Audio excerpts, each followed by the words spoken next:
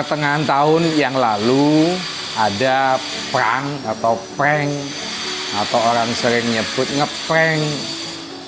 Itu kasus di Bandung yang akhirnya dilakukan penahanan oleh pihak kepolisian karena bagi-bagi sembako tapi isinya adalah sampah.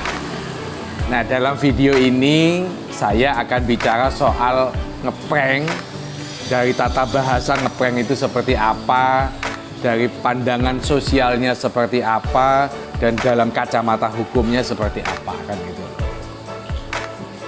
Tapi sebelum itu jangan lupa like and subscribe YouTube saya supaya saya selalu semangat untuk membuat video-video konten yang menarik, yang lagi terjadi atau update di tengah masyarakat. Dan ngeprank itu kalau saya baca di beberapa istilah, sebenarnya apa sih artinya ngeprank itu? Ngeprank itu adalah perbuatan jahil. Bagaimana ini perbuatan untuk mengerjai seseorang, untuk melakukan menipu seseorang, memberikan sesuatu atau bukan memberikan sesuatu tetapi sebuah perbuatan yang itu tidak sesuai fakta. Ngasih sembako tapi isinya sampah, itu ngeprank. Terus ada orang nangkep, oh ini terlibat narkoba bla bla bla bla. Ternyata dia bukan polisi tapi sekedar teman hanya untuk mengerjai. Nah, itulah arti dari sebuah ngeprank kan itu ya. Jadi perbuatan jahil untuk mengerjai seseorang supaya takut, supaya menjadi lelucon, supaya menjadi bahan tertawaan. Itulah makna dari ngeprank itu. Saya sendiri mengatakan ngeprank itu adalah sebuah tindakan biadab, tindakan yang tidak punya sopan santun, tindakan yang melanggar kesusilaan, ketimuran kita, adat kita, baik itu masa lalu tidak pernah mengenal istilah-istilah ngeprank itu. Mengerjai itu boleh atau tidak, membuat orang sakit hati itu boleh atau tidak. Menurut saya budaya kita tidak mengenal itu. Nah, ketika kita bicara soal budaya bahwa ngeprank itu tidak baik, sebuah tindakan biadab, nah bagaimana dalam kacamata hukum?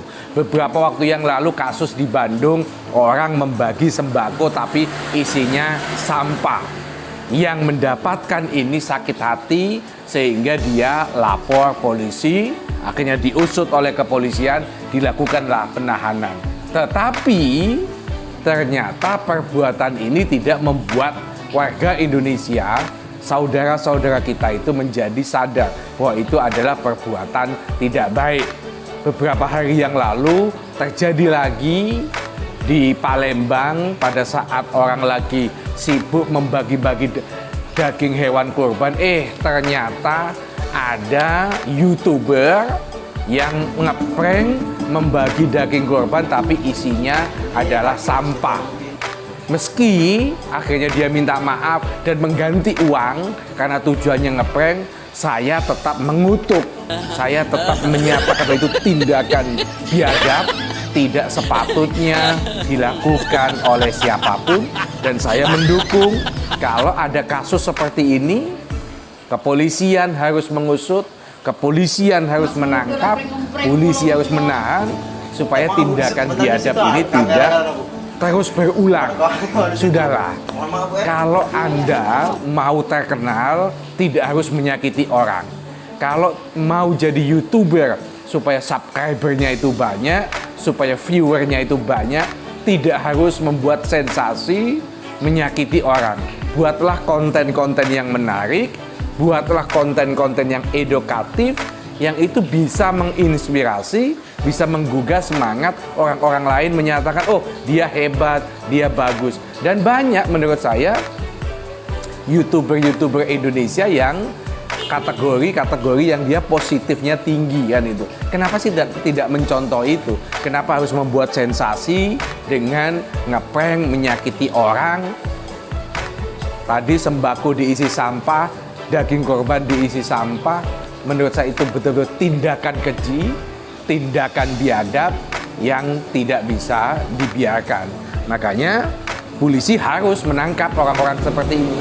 Harus ditangkap, harus ditahan, harus diadili kan gitu loh.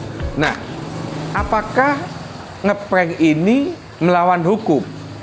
Saya berpendapat bahwa tindakan ngeprank ini adalah perbuatan melawan hukum yang itu bisa kena tindak pidana. Ada Undang-Undang Nomor 11 Tahun 2008 yang sudah dirubah melalui Undang-Undang 19 Tahun 2016, di mana ini adalah Undang-Undang Transaksi Elektronik yang melarang orang menghina. Ya ini kategorinya ini kan menghina, melakukan penghinaan yang itu disampaikan melalui medsos. Nah, YouTuber ini kan tujuan ngeprank itu supaya mencari sensasi, supaya banyak orang ngeklik, banyak orang melihat YouTube-nya dia, dan itu bisa diakses oleh publik. Dan ini memenuhi kualifikasi sebagai sebuah tindakan penghinaan melalui media sosial, yaitu YouTube. Dan ini ancamannya adalah 4 tahun penjara sesuai dengan pasal 45 Undang-Undang Nomor 11 Tahun 2008 ini.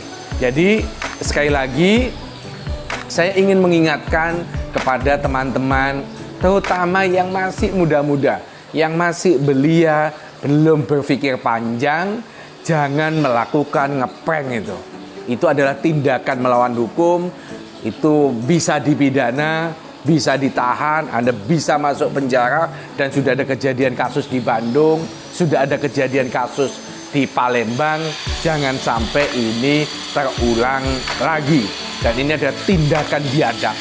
Sekali lagi, ngeprank adalah tindakan biadab yang tidak edukatif, cenderung merendahkan martabat orang.